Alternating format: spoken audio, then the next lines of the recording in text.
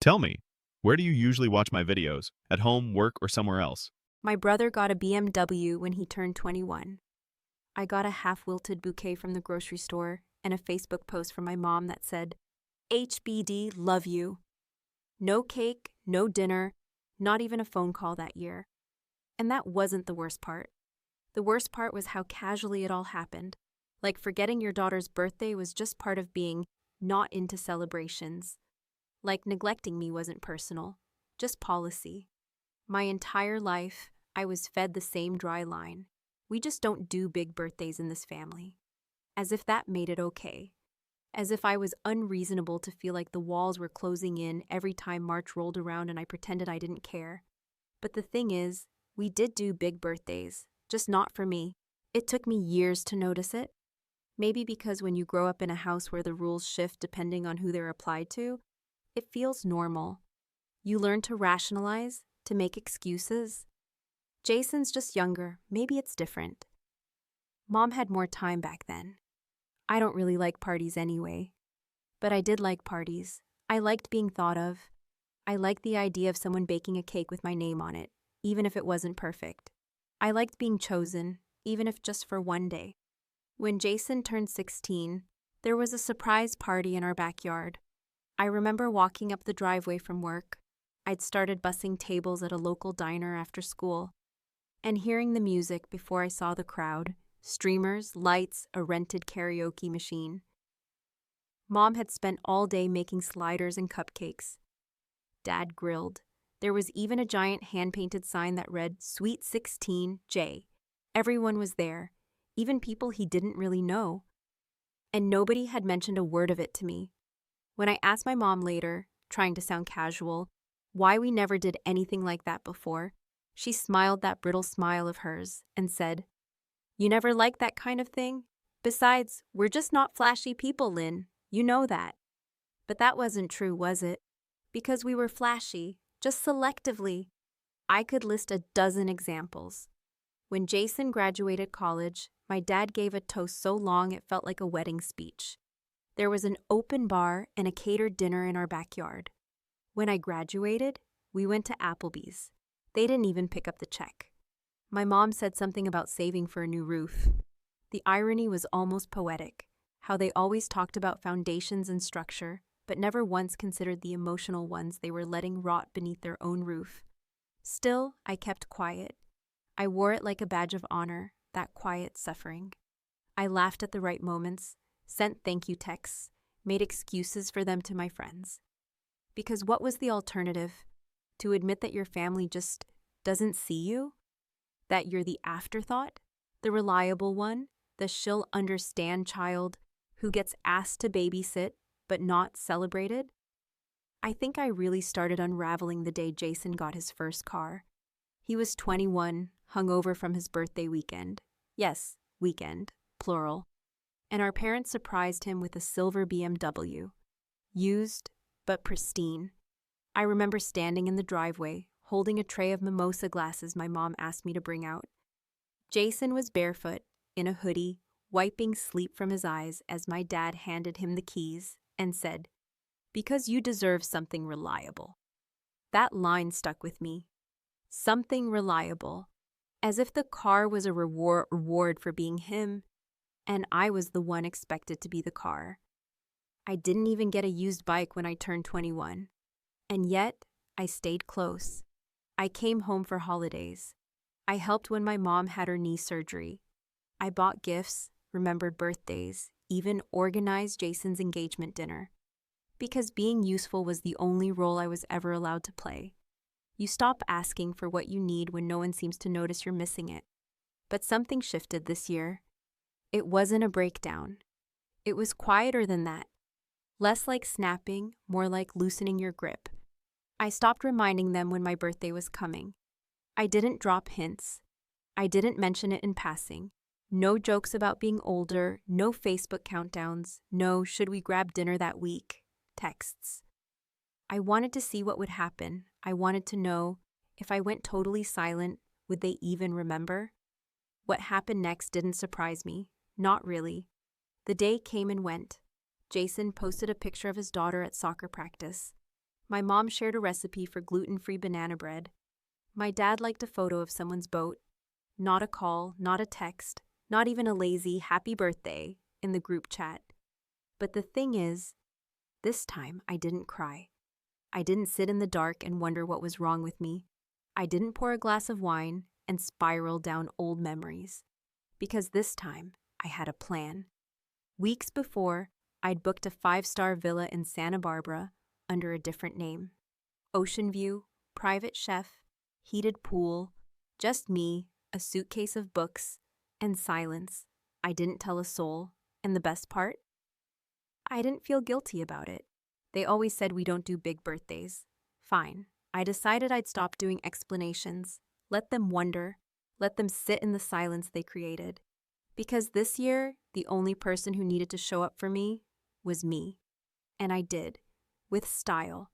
I don't remember the exact moment I stopped being surprised, but I do remember the moment I started noticing, really noticing, how deeply the imbalance had rooted itself in my family. It wasn't just the missed birthdays or the indifferent gestures passed off as tradition. It was how easily everyone excused it, how casually they acted like that was just the way things were and had always been. It was the look in my mother's eyes when she said, "Jason's just going through a lot right now," as if I hadn't been carrying everyone else's burdens for years, like invisible luggage strapped to my chest. It was the tone in my father's voice when he laughed and said, "You've always been our steady one," like being steady was some kind of prize, as if it wasn't just their way of saying I was easy to forget. Growing up, my brother could do no wrong, and I mean that literally. Jason could crash my parents' car into a tree while drunk and walk away with a lecture that somehow ended in pizza and a new set of tires. He once forged my dad's signature on a report card, and instead of getting grounded, he got sympathy because school's just never been his thing, poor kid. Meanwhile, I brought home straight A's and a trophy for regional debate. And all I got was, "Don't get cocky, Lynn. Life doesn't hand out awards forever."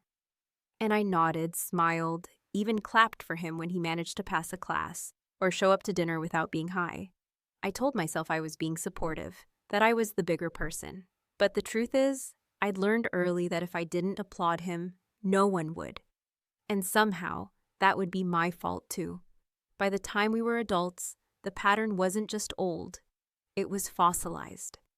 Jason had become the golden boy, not because he'd earned it, but because he wore the crown with just enough insecurity to make everyone afraid of what would happen if they took it away. My mother babied him well into his 30s, showing up at his apartment with groceries and frozen casseroles, helping pay his rent after his third failed startup, and watching his daughter every other weekend while he figured things out.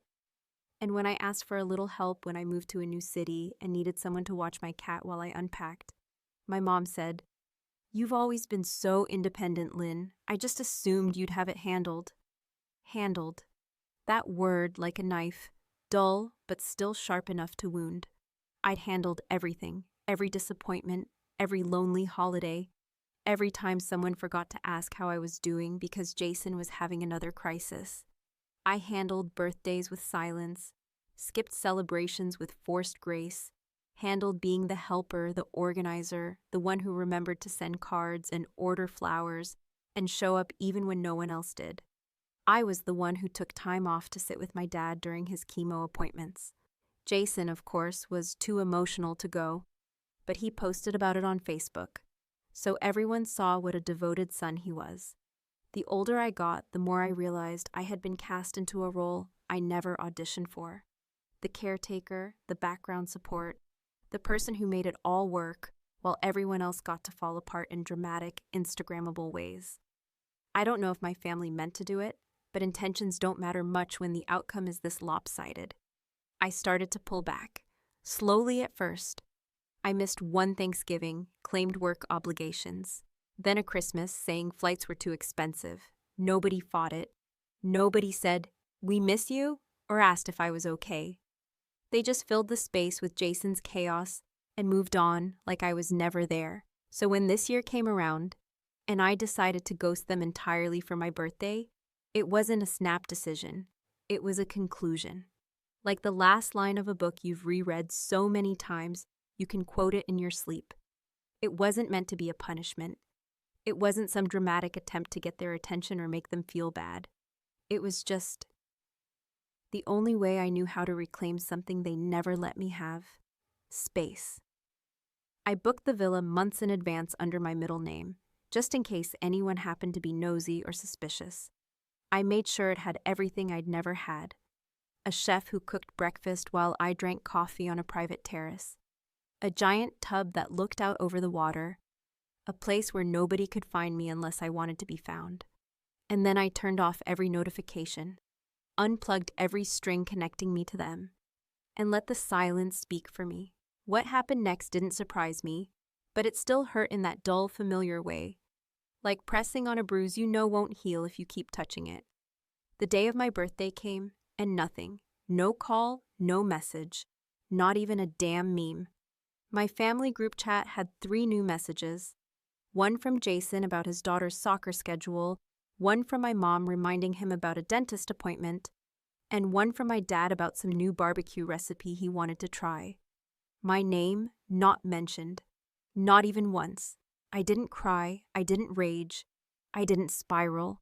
I sat on a chaise lounge, barefoot, sun-warmed, sipping something cold and sharp, and for the first time, I didn't feel like the invisible one. I felt like the one who had finally stepped out of the wings and taken her own spotlight. And I didn't care if no one clapped. Because the show I was putting on now, it wasn't for them, it was mine. Every moment of it. And it was just beginning.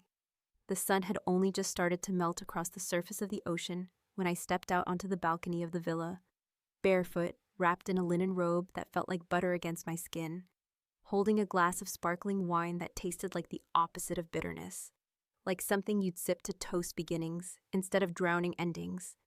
And in that moment, standing there high above the shoreline, in a place nobody knew I existed, I felt something I hadn't felt in years. Not joy, not peace, not even freedom. I felt the absolute absence of obligation, the sharp relief of being no one's daughter, no one's sister, no one's fixer or helper or dependable fallback. I was simply a woman with a name nobody had spoken that day. The villa was perched on a private cliffside, nestled between a grove of eucalyptus trees and the endless blue of the Pacific. And from the moment I arrived, everything seemed engineered not just for luxury, but for invisibility, which was exactly what I'd craved. Not the kind of invisibility I'd known growing up, the kind that left you raw and aching for someone to look your way, but the kind you choose, the kind that says, "You don't get access to me anymore unless I invite you in."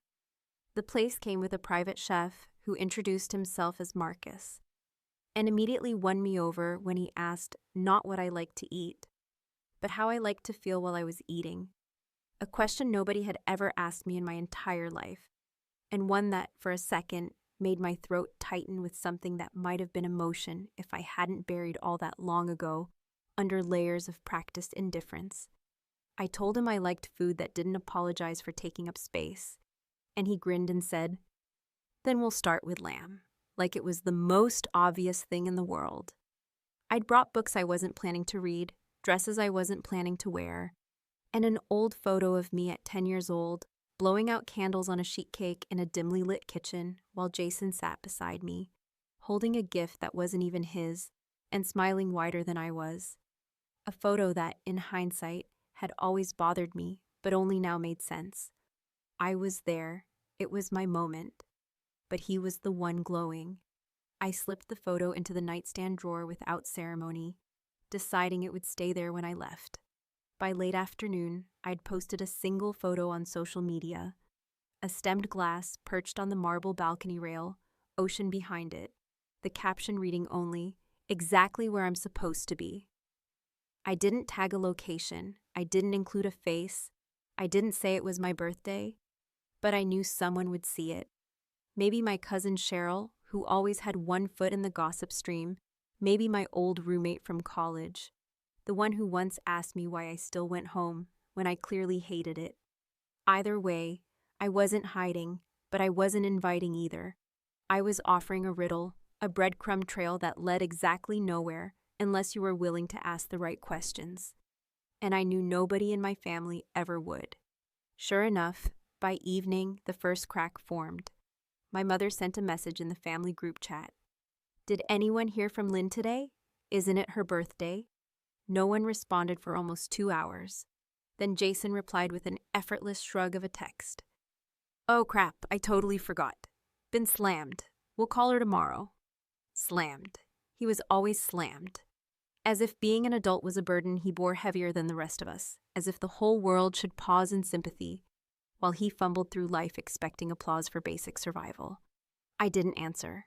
I didn't text back. I didn't even open the message.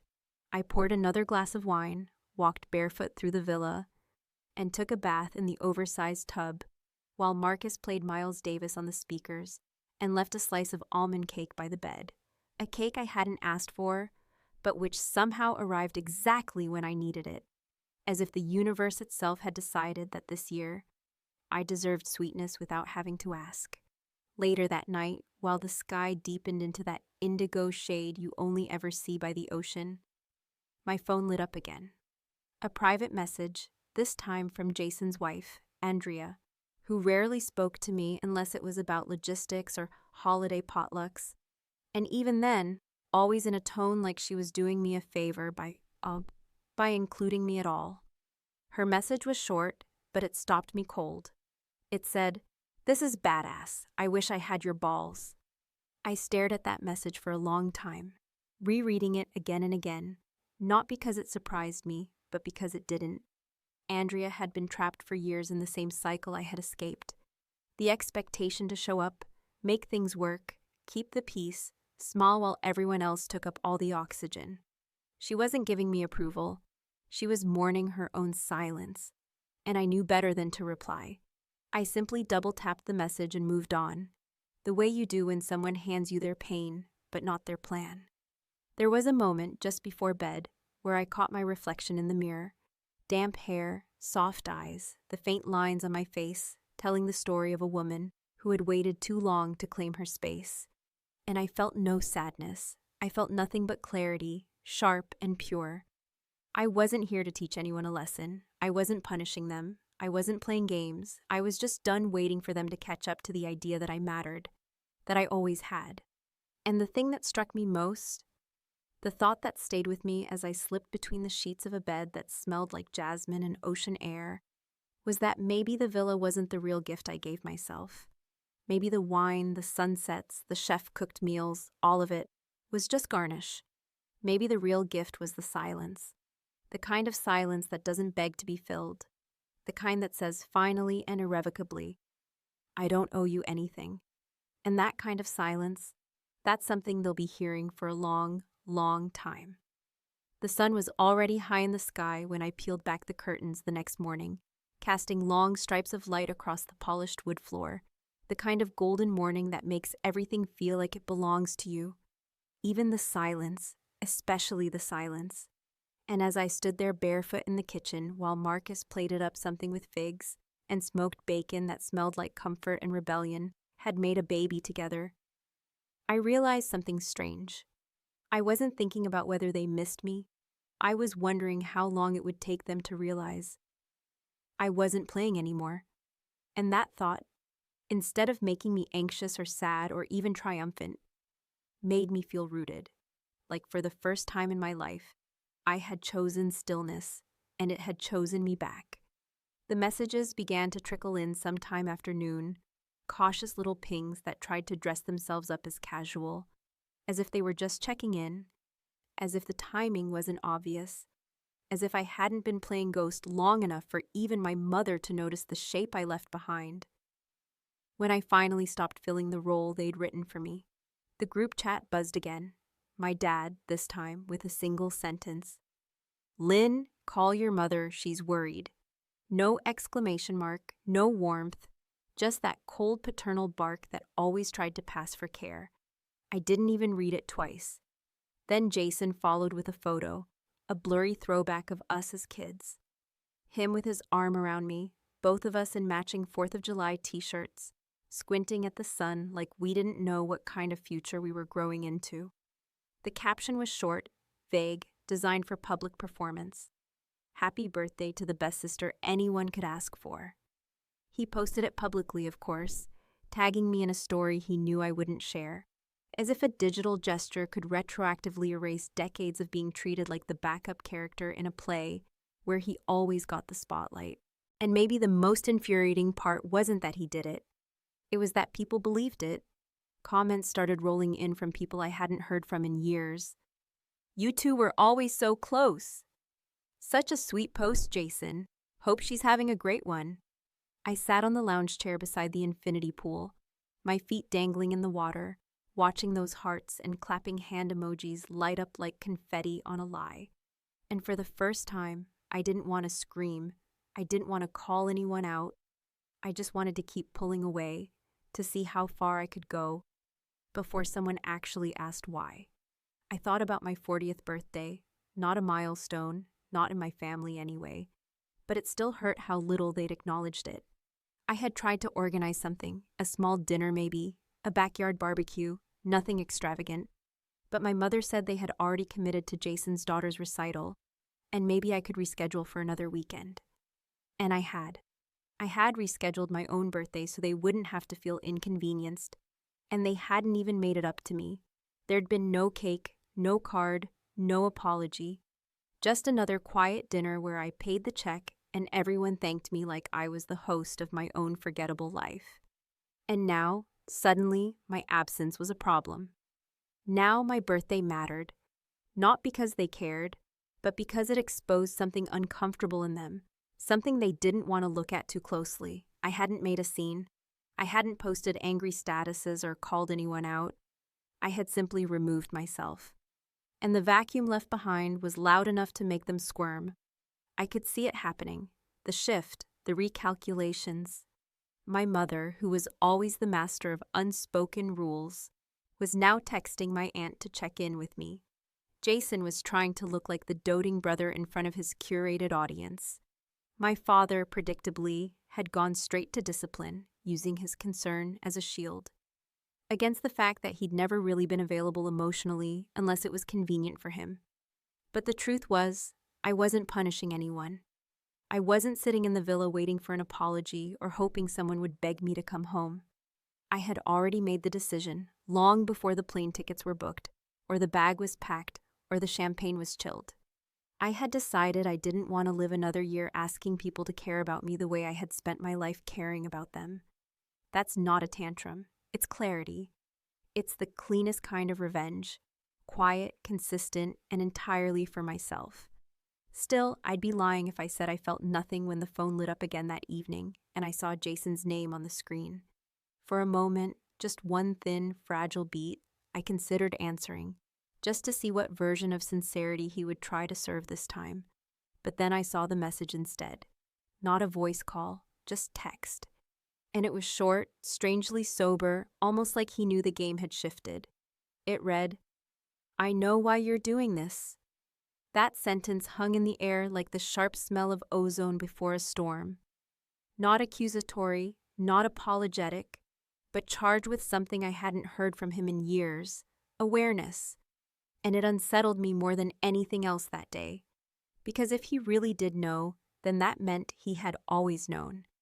And if he always knew, then every year, every shrug, every forgotten moment, every time he stepped into the center of the stage and left me in the shadows, it wasn't ignorance, it was choice. And that, more than anything, made my silence feel like not just revenge, but justice. I set the phone down, untouched, face down, and let it ring again. Let them all sit in the not knowing, the not having, the not getting the chance. Because sometimes, the most deafening message you can send is the one you never deliver. And I was finally fluent in silence. The message lingered in the air long after I closed the app. His words, "I know why you're doing this," echoing in my mind with the unsettling calm of someone who finally turned on a light in a room that had been dark for far too long, and instead of being surprised by what they found, simply nodded, as if to say, "Yes, I've always known it was there. I just didn't care enough to look before." There was no apology, no context, no question, Just that one flat line delivered like a stone dropped into deep water, rippling outward with implications that burned hotter the more I thought about them. Because if Jason really did know why I was doing this, why I had vanished on my own birthday, why I had booked an oceanfront villa under a different name and turned off every single notification tied to my past, then it meant he had always known, in some part of his curated, consequence-free life, that I was being dismissed, ignored, sacrificed for his comfort, and it hadn't bothered him enough to do anything about it until now. That knowledge didn't bring peace. It brought a cold, quiet fury that settled in my chest like a stone I couldn't dislodge, not because it surprised me, but because it confirmed what I had long suspected, that none of this had been invisible. My pain hadn't been unnoticeable. My absence hadn't been misunderstood. They had seen me, known what they were doing, and simply decided not to value me enough to act differently. That was the hardest truth to swallow. Not that they were clueless, but that they were complicit. I didn't respond to his message, not because I was trying to prove a point or maintain the upper hand, but because there was nothing left to say to someone who only recognized your value once it inconvenienced them, once your silence became louder than your presence had ever been allowed to be. I left the phone on the nightstand, face down, next to the now wilted flowers Marcus had arranged in a glass vase, their once bright petals curling inward like small quiet wounds, and I walked out to the terrace where the waves were crashing harder than they had the night before, as if the ocean itself was angry on my behalf. That night, I didn't sleep much. I lay awake under crisp sheets in a bed that felt too big. Not in a lonely way, but in the way that made you realize how much space you'd never been allowed to take up.